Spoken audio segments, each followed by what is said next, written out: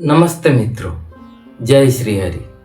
आपका स्वागत है हमारे विशेष श्रृंखला विष्णु के 10वें अवतार के दूसरे एपिसोड में। पहले एपिसोड में हमने देखा था कि कैसे भगवान विष्णु ने मछली के रूप में प्रकट होकर मनु और समस्त जीवन की रक्षा की।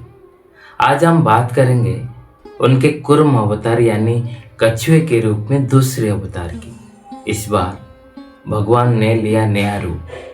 दोस्तों, ये केवल एक अवतार नहीं बल्कि धैर्य और संतुलन का सबसे बड़ा प्रतीक है। जब भी हमारे जीवन में ऐसी जीने मरने की परिस्थिति आ जाए तो क्या करें, इस वीडियो में हम सीखेंगे। दोस्तों, सत्ययुग के अंत के समय यानी सत्ययुग बीत चुका था और अब तृतीय युग की शुरुआत होने जा रही थी। उस समय देवताओं और असुरों के बीच घोर संघर्ष बढ़ गया।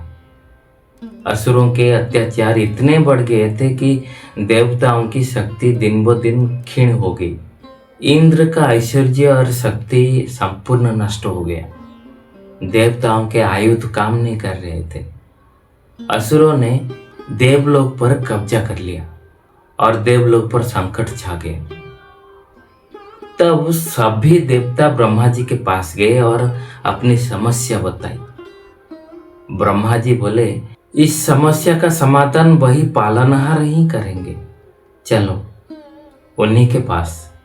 ब्रह्मा जी उन्हें लेकर क्षीर सागर गए, जहां भगवान विष्णु योग निद्रा में लेटे थे। सभी ने विनयपूर्वक प्रार्थना की, हे पालनहार, हे संसार के रक्षक, हमें मार्ग दिखाइए। हमारे पास अब कोई शक्ति नहीं बची भगवान। असुरों ने त्रिलोक पर अपना अधिकार कर लिया है। तब भगवान विष्णु ने आंखें खोली और मुस्कुराते हुए कहा, सब्र रखो देवताओं, हर चीज का हल है। इसलिए तुम्हें समुद्र मंथन करना होगा और उसके भीतर से अमृत को प्राप्त करना होगा। वही अमृत तुम्हें अमरता और शक्ति दोनों लौटाएगा। तब भगवान ने फिर समझाया, लेकिन याद रखना, समुद्र मंथन अकेले देवता नहीं कर सकते, तुम्हें असुरों को भी साथ लेना होगा। एक ओर से वो और दूसरी ओर से तुम। मंथन तभी संभव है जब दोनों पक्ष बराबर से जोर लगाए। देवताओं ने वैसा ही किया। वो असुरों के पास गए और उन्हें अमृत का लालच दिया। असुर राज ने देवताओं का ये प्रस्ताव स्वीकार कर लिया और दोनों पक्ष तैयार हो गए मंथन के लिए।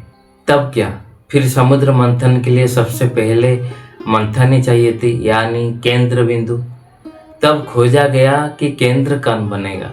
इतने बड़े सागर में इतना बड़ा मंथन कहाँ मिलेगा। तब भगवान इच्छा अनुसार सबसे बड़ा पर्वत मंदार को चुना गया, जिसे मंथनी बनाया गया। अब चाहिए थी कि उसे खींचने के लिए एक बड़ा सा रस्सी। तब भगवान के कहे अनुसार रस्सी के रूप में वासुकी नाग को बुलाया गया और वासुकी नाग के आगे देवता और पीछे असुर खड़े हुए। दोनों दल खड़े हो गए, एक और असुर खड़े हुए और दूसरी ओर देवता। जैसे ही मंथन शुरू हुआ, भारी मंदार पर्वत समुद्र में डूबने लगा। देवता और असुर हताश हो गए, मंथन असंभव लगने लगा। तभी क्षीर सागर में विशाल हलचल हुई। पानी के भीतर से एक विशाल कछुआ प्रकट हुआ। उसका शरीर इतना बड़ा कि पूरे मंदार पर्वत को अपने पीठ पर संभाल लिया। वो और दूसरा कोई नहीं थे दोस्तों, वो थे भगवान विष्णु का कूर्म अवतार। उन्होंने मंदार पर्वत को स्थिर कर दिया और कहा, धैर्य रखो, कोई कार्य कठिन नहीं, बस संतुलन बनाए रखना सीखो। कछुए के पीठ पर मंदार अब स्थिर हो गया। मंथन फिर से शुरू हुआ। जब मंदार पर्वत को भगवान विष्णु ने अपने कूर्म अवतार में स्थिर कर दिया और मंथन फिर से शुरू हुआ, तो एक एक करके वो 14 दिव्य वस्तुएं निकली। मैं उसको गहरी तरीके से उसका उद्देश्य भी समझाऊंगा। सबसे पहले समुद्र में निकला भयानक विष, उसका नाम है कालकूट विष। वो इतना प्रचंड और जहरीला था कि उसकी प्रभाव से, उसकी ज्वाला से देवता क्या, असुर क्या, सारे पृथ्वी की जनवासियों का प्राणी जगत संपूर्ण नष्ट होने वाला था। यानी तीनों लोग पीड़ित हो गए। वह विष इतना शक्तिशाली था कि अगर उसे कोई भी पी लेता तो संपूर्ण सृष्टि ही नष्ट हो जाती। तभी भगवान शिव ने करुणापूर्वक उसे अपने कंठ में धारण किया और उसी दिन से नीले हो गए। तब से उन्हें नीलकंठ महादेव कहा जाने लगा। इसके बाद समुद्र से निकली दिव्य गाय, जिसका नाम था कामधेनु। ये ऐसी गाय थी दोस्तों जो इच्छा अनुसार दूध, दही, घी सभी प्रकार के दिव्य पदार्थ दे सकती थी। इसे देवताओं ने स्वर्ग में स्थापित कर दिया। आज भी ये पुण्य और समृद्धि की प्रतीक मानी जाती है। सारे मानव जाति में गौ माता को पूजा किया जाता है उसी दिन से। फिर निकला सफेद घोड़ा, जिसका नाम था उच्चैश्रवा। ये घोड़ा इंद्र को प्राप्त हुआ, जिसे कोई सामना नहीं कर सकता था। यह घोड़ा बल, सामर्थ्य और यश की प्रतीक मानी जाती है। फिर समुद्र से निकला 4 दांतों वाला दिव्य हाथी, जिसका नाम था ऐरावत। यह हाथी इंद्र का वाहन बना और बादलों तथा वर्षा का कारक माना गया। इसके बाद दोस्तों निकली चमकती हुई अमूल्य रत्न, जिसका नाम था कौस्तुभमणि। ये मणि भगवान विष्णु ने अपने वक्ष स्थल पर धारण की। यह आध्यात्मिक प्रकाश है, सत्य और अनंत ऐश्वर्य का प्रतीक है। फिर निकला कल्प वृक्ष, यानी कामना पूरी करने वाला वृक्ष। ये वृक्ष स्वर्ग में स्थापित हुआ और वहां की सुंदरता और वैभव को बढ़ाने के लिए बना था। फिर प्रकट हुई अप्सराओं की रानी रंभा। वो देवताओं के लिए स्वर्ग में मनोरंजन और सौंदर्य का प्रतीक बने। फिर समुद्र से निकला चंद्रमा, जिन्होंने भगवान शिव के मस्तक पर स्थान पाया। चंद्रमा वो शीतलता का प्रतीक है, शांति और सौंदर्य का प्रेम है। फिर प्रकट हुई वारुणी, जो मदिरा की देवी मानी जाती है। उन्हें असुरों ने चुना क्योंकि वो तो सदैव भोग विलास में लिप्त थे और वो पाकर भी वो खुश हो गए। फिर निकला शंख, जो भगवान विष्णु के हाथ में विराजमान आज भी है। यह धर्म और विजय का प्रतीक है।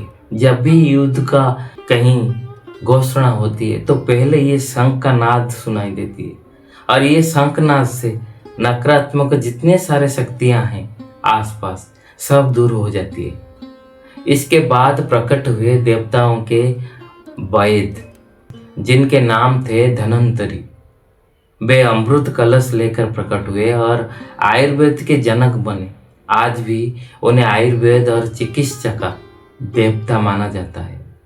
और अंत में प्रकट हुआ वह दिव्य अमृत कलश, जिसके लिए यह मंथन हो रहा था।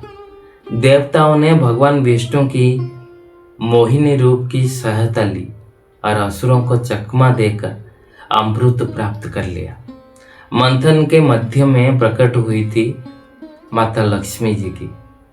वो हाथ में कमल, सौंदर्य और समृद्धि का आशीर्वाद लिए प्रकट हुए और भगवान विष्णु के चरणों में विराजमान हो गई। इसके अलावा समुद्र से उनके दिव्य आभूषण, वस्त्र और गहने भी निकले, जो देवताओं और देवियों को प्राप्त हो गए। जैसे ही अमृत कलश निकला, असुरों ने बलपूर्वक उसे हाथ ले लिया।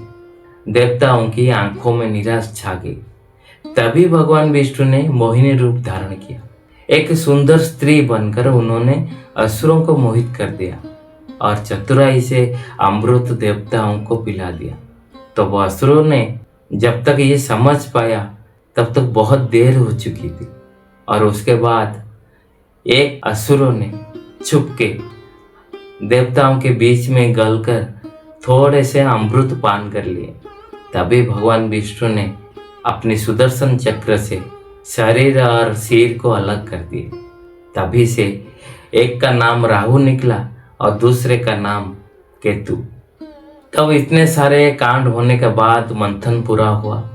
देवताओं ने अमृत पाकर अपनी शक्ति वापस पाई, असुर हार गए। लेकिन इस पूरी घटना में सबसे महत्वपूर्ण था कि भगवान विष्णु का कूर्म रूप, जिन्होंने हमें सिखाया, सारे मानव जाति को सिखाया, जब जमीन डगमगाने लगे तो धैर्य ही सहारा है। जीवन का संतुलन बनाए रखना ही सफलता की पूंजी है। कठिनाई चाहे कितनी भी बड़ी क्यों ना हो, उसका हल धैर्य और समझदारी से निकलता है। तो मित्रों, कुरुम अवतार की कथा केवल पौराणिक घटना नहीं, बल्कि हमारे जीवन का दर्शन है। जब हमारी जिंदगी डूबने लगे, हमें लगता है कि सब कुछ खत्म हो जाएगा, तब भगवान का कर्म अवतार हमारे भीतर एक विश्वास जागृत करता है कि हमें उसी समय संभल लेना चाहिए। मंथन के बिना अमृत नहीं मिलता, संघर्ष के बिना सफलता भी नहीं मिलती। तब कुर्म अवतार हमें यही सिखाती है कि धैर्य ही धर्म है, संघर्ष ही पूजा है, संतुलन ही हमारी शक्ति है। मित्रों, आपको ये कहानी कैसी लगी? अगर पसंद आई है तो लाइक जरूर करें, अपने दोस्तों को भी शेयर करें, ताकि हमारे ये नए चैनल, छोटी सी चैनल, आपके आशीर्वाद पा सके। मिलते हैं दोस्तों अगले एपिसोड में बराह अवतार की कहानी के साथ। तब तक के लिए जय श्री हरि।